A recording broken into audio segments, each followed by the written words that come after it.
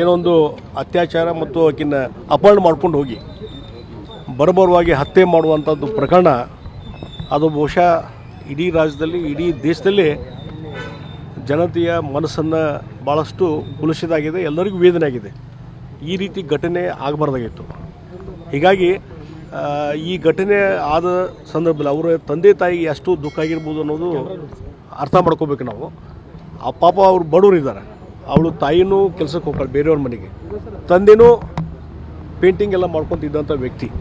ಹೀಗಾಗಿ ಅವಳು ಕೆಲಸಕ್ಕೆ ಅಲ್ಲಿ ಮನೆಗೆ ಹೋದಾಗ ಆ ಕೆಲಸದ ಮನೆಯಲ್ಲಿ ಅಲ್ಲೇನು ಕಾಂಪೌಂಡ್ ವಾಲ್ದಲ್ಲಿ ಆ ಹುಡುಗಿ ಅಲ್ಲಿ ಆಟ ಆಡ್ತಿದ್ಲು.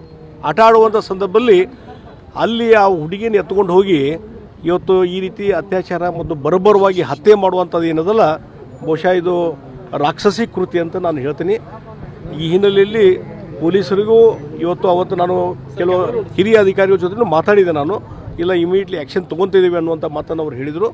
ಆಮೇಲೆ ಒಂದು ಏನಾದರೂ ಪೊಲೀಸರು ಆ ಆರೋಪಿನ ತಕ್ಷಣ ಅರೆಸ್ಟ್ ಮಾಡಿಕೊಂಡು ಆತ ತಪ್ಪಿಸ್ಲಿಕ್ಕೂ ಪ್ರಯತ್ನ ಮಾಡಿದಾಗ ಅನ್ನಪೂರ್ಣ ಅಂತ ಹೇಳಿ ಒಬ್ಬ PSI ಭಾಳ ಒಂದು ಒಳ್ಳೆಯ ರೀತಿಯಿಂದ ಸಾಹಸವನ್ನು ಮಾಡಿ ಇವತ್ತು ಗುಂಡು ಹಾಕುವಂಥದ್ದು, ಇನ್ನು ಕಾಲಿಗೆ ಗುಂಡು ಹಾಕಿದ್ದು, ಆಮೇಲೆ ಮುಂದೆ ತಪ್ಪಿಸ್ಲಿಕ್ಕೆ ಪ್ರಯತ್ನ ಮಾಡಿದಾಗ ಬೆನ್ನಿಗೂ ಗುಂಡು ಹಾಕಿದಾಗ ಆತ ಏನು ಮರಣಪಟ್ಟ. ಬಹುಶಃ ಇವತ್ತೇನು ಕೋರ್ಟು ಕಚೇರಿಗಳಲ್ಲಿ ಏನೊಂದು ನ್ಯಾಯ ಸಿಗಬೇಕು, ಆ ನ್ಯಾಯ ತಕ್ಷಣವೇ ಈ ರೀತಿಯಾದಂಥ ಅತ್ಯಾಚಾರ ಮಾಡಿದಂಥ ಬರಬರ ಹತ್ಯೆ ಮಾಡಿದಂಥ ವ್ಯಕ್ತಿಗೆ ಇವತ್ತೇನು ಶಿಕ್ಷೆ ಆಯ್ತಲ್ಲ, ಇದನ್ನು ನಾನು ಶ್ಲಾಘಿಸ್ತೀನಿ. ಮತ್ತು ಈ ರೀತಿ ಸಾಹಸ ಮಾಡಿದಂಥ PSI ಅನ್ನಪೂರ್ಣ ಅವಳಿಗೆ ನಾನು ಅಭಿನಂದನೆಗಳನ್ನು ಸಲ್ಲಿಸ್ತೀನಿ.